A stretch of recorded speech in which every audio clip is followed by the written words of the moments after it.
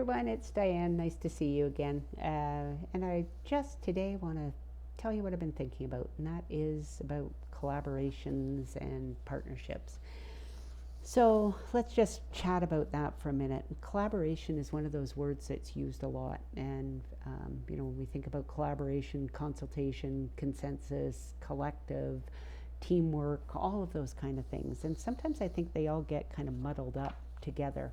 And I think it's important to understand what exactly a collaborative effort is and how, as leaders, we can use that collaborative effort to further our goals, to further our vision for our team, for our organization, whatever it might be. So, the definition of collaboration is a working practice where individuals work together for a common purpose to achieve business or social benefit. And it goes along with the idea that um, we're together we're stronger, we're better together, and when we actually have a collaboration that works well, we can accomplish all sorts of things that as individuals we would not be able to accomplish.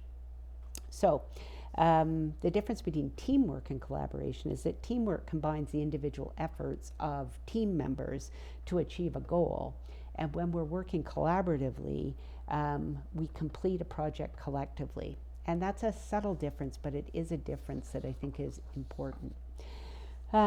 So, when we're thinking about using collaborative efforts, I think the first thing that we need to talk about are some tips about how to use those. The first is that we need to have a vision. We need to have a vision or outcome, and everyone's on the same page. Where we fall down often is we make assumptions that everybody sees it the way we do. They understand what we're talking about. And one of the things we know about assumptions is the only assumption as a leader you should ever make is that nobody understands what you're talking about. So that leads us to the importance of communication and how important it is to not just communicate once through an email, but to communicate through a variety of strategies so that people really understand what it is that you're trying to accomplish together and why that's important, and really have a clear idea. And particularly in hybrid, remote work environments, it's really important that that communication takes on almost a life of its own. Um, Oftentimes in collaboration, we sort of equate collaboration with meeting. And you can do lots of collaboration without ever meeting. And so oftentimes it makes sense to meet, but defaulting to a meeting, and often defaulting to a meeting as not just a means to an end, but the end, right? Okay, well, we met about that, now we're good. Well, did that collaboration, that's not collaboration, first of all. And if you did meet about that, how much further advanced towards your goal are you? So the thing to remember is that just because you're meeting about something, it doesn't mean you're collaborating. It doesn't mean you're any closer to your goal.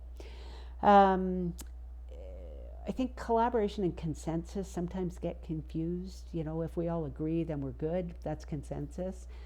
Collaboration is working on something collectively where everybody understands what their role is and how it is that they're coming together collectively to resolve or to solve or to create or whatever it might be.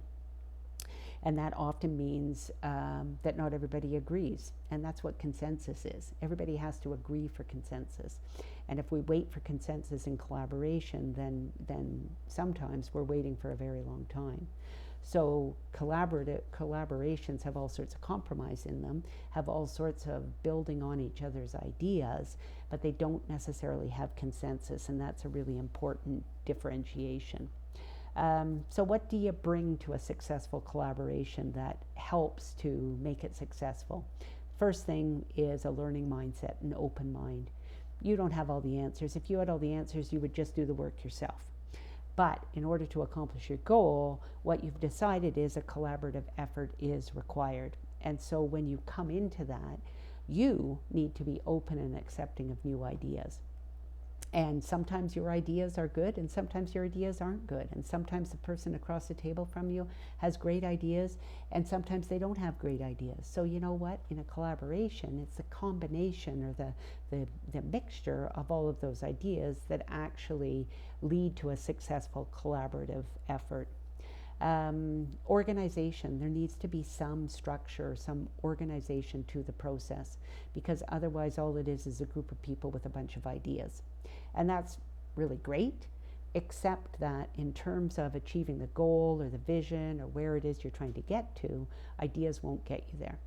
So figuring out how to get a framework around that, note-taking, accountability measures, all of the things that actually turn those ideas into actionable items become a very important aspect of a successful collaborative effort.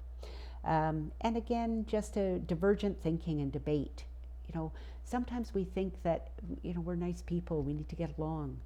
And it's okay to debate, to have different ideas than the person sitting next to you or across from you. In fact, that actually makes the process all the stronger.